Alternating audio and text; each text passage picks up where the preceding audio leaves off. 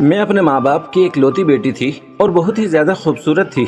मेरी माँ लोगों के घरों में काम करती थी, मुझसे भी यही काम करवाना चाहती थी। पर मेरे पापा मेरी माँ से कहते थे, इतनी प्यारी लड़की को अगर किसी के घर काम करने के लिए भेजेंगे तो हर वक्त दिल परेशान रहेगा। मेरे पापा जब इस दुनिया से चले गए, माँ ने मुझसे यही कहा कि अब तुम लोगों के घरों में काम करना शुरू कर दो। मुझे एक अच्छी सी औरत के घर में नौकरी मिल गई थी।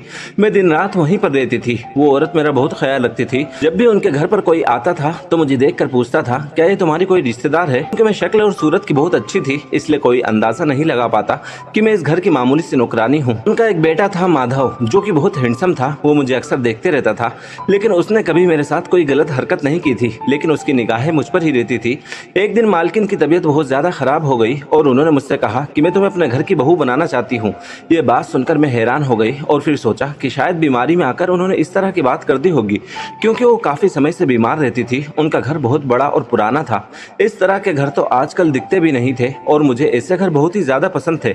अगली सुबह जब उनकी तबीयत बेहतर हुई तो कहने लगी कि मैं तुमसे अपने बेटे की शादी करवाना चाहती हूँ, तुम अपनी माँ को मेरे घर भेज देना। मैंने कहा ठीक है, और इतना कहकर मैं अपने घर आ गई।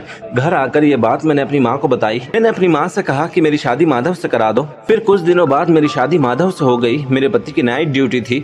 रात के 1 बजे का वक्त था। माधव नाइट ड्यूटी पर गए हुए थे और मैं अपने कमरे में सो रही थी। तभी मेरी सास ने मुझे बुलाया और कहा कि तुमसे एक जरूरी बात करनी है।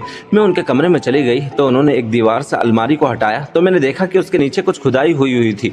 मेरी सास ने कहा कि तुम्हें दीवार को खोदकर अंडरग्राउंड एक कोठरी बनानी होगी। दरअसल मैं इस काम के लिए किसी पर भी भरोसा नहीं कर सकती हूँ और मुझसे ये काम नहीं हो सकता है, इसलिए ये काम तुम्हें ही करना होगा। उनकी ये बात सुनकर मैं हैरान रह गई, क्योंकि यहाँ पर गड्ढा खोदकर अंडरग्राउंड कोठरी बनाना कोई आसान काम नहीं था। जब उन्होंने मुझे हैरान परेशान देखा तो कहने लगी कि देखो, कोई जल्दबाजी नहीं है, तुम ये काम आराम से कर सकती हो, चाहे तो रोज थोड़ा थोड़ा करो, मुझे कोई प्रॉब्लम नहीं है। मैंने अपनी सास से कोई सवाल नहीं किया, मैंने बस हमेशा की तरह उनका हुक्म मान लिया। मैंने तुरंत वो काम शुरू कर दिया।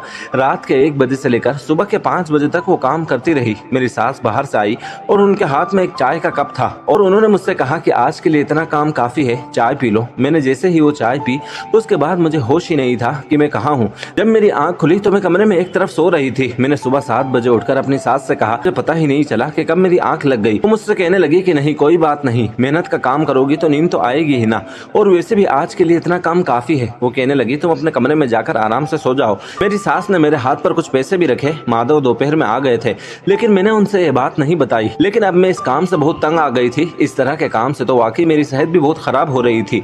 सास की हरकतें मुझे शक में डाल रही थी कि मेरी सास हर रोज मेरे लिए चाय क्यों लेकर आती थी, और चाय पीते ही मुझे नींद क्यों आ जाती थी, जैसे मैं बेहोश हो जाती थी, और मुझे कुछ भी याद क्यों नहीं रहता था। मेरी सास ने मेरे लिए बहुत कुछ किया था, लेकिन मुझे फिर भी ये जानना था कि वो मुझसे अपने ही घर में कोठरी क्यों बनवा रही थी। लेकिन मैंने सोच लिया कि अब मुझे क्या करना है। मैंने अगले दिन काम किया और दिमाग में एक प्लान बना लिया। चाय पीने से पहले मैंने अपना मोबाइल ऐसी जगह पर छुपा दिया जहां से मैं खड़ी हुई साफ नजर आ रही थी, और मैंने उसका कैमरा ऑन कर दिया। सब कुछ वैसा ही हुआ जैसे कि रोज होता था। मैंने अपना फोन बातों ही बातों में वहां से उठा लिया और उनको पता नहीं चलने दिया, और फिर मैं कमरे में चली गई। मेरा दिल बुरी तरह से धड़क रहा था कि पता नहीं फोन में क्या रिकॉर्ड हुआ होगा।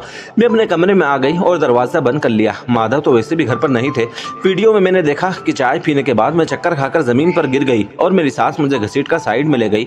फिर वहां पर एक आदमी आया, उसने मेरी सास के साथ कोई बात की, फिर उसने मेरी सास को पैसे दिए, कोठरी की तरफ देखा और वो आदमी वहां से चला गया। मैं उस आदमी को नहीं जानती थी, इसलिए मैंने ये बात अपने पति को बता दी। मेरी बात सुनकर वो बहुत हैरान हो गए। मैंने उनको वो वीडियो भी दिखाई। वीडियो को देखकर वो कहने लगे, ये तो मेरा छोटा भाई है, जिसको मेरे पापा ने घर से बाहर निकाल दिया था, क्योंकि उसकी संगत गलत लड़कों से हो गई थी और लड़के के साथ मिलकर हमारे घर में चोरी भी की थी, इसलिए पापा ने उसे घर से निकाल दिया था। मैं सारी बात समझ गया हूँ। फिर उन्होंने अपने भाई से बात की और सारा मामला सामने आ गया, और वो मामला ये था कि मेरी सास के नाम पर ये प्रॉपर्टी थी जो मेरी सास के जीते जी उनकी थी, और उनके मरने के बाद उनके छोटे बेटे की हो जाती। इसलिए मेरी सास अपने कमरे में कोठरी बनवाकर हमेशा के लिए वहाँ रहना चाहती थी और दुनिया वालों के नजरों के सामने ये साबित करना चाहती थी कि अब इस दुनिया में नहीं रही। और इस काम के लिए मेरी सास को भड़काने वाला मेरा देवर ही था। उन्हें पैसे भी लाकर दे रहा था ताकि मेरा मुंह बंद कर सके, क्योंकि उन लोगों को लगा था कि पहले तो मैं इस घर की नौकरानी थी तो पैसे के लिए कुछ भी कर सकती थी। मेरा देवर मेरे पति से अपना हिस्सा मांग रहा था और जब उसको हिस्सा नहीं मिला उसने इस तरह से मेरी सास को बहकाया और मुझे भी इस काम में लगा दिया। मेरे पति ने मेरी सास से बात की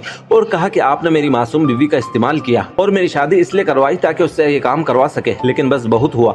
मुझे अब आप लोगों के साथ नहीं रहना है, आप अपने छोटे बेटे के साथ ही रहो।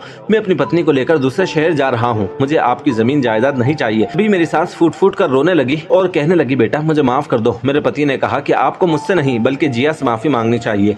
तभी मेरी सास मेरे पास आई और मैंने उन्हें गले से लगा लिया। अब मेरी सास मेरे साथ बहुत अच्छे से रहने लगी और मेरा देवर उस दिन के बाद से कभी घर वापस नहीं आया।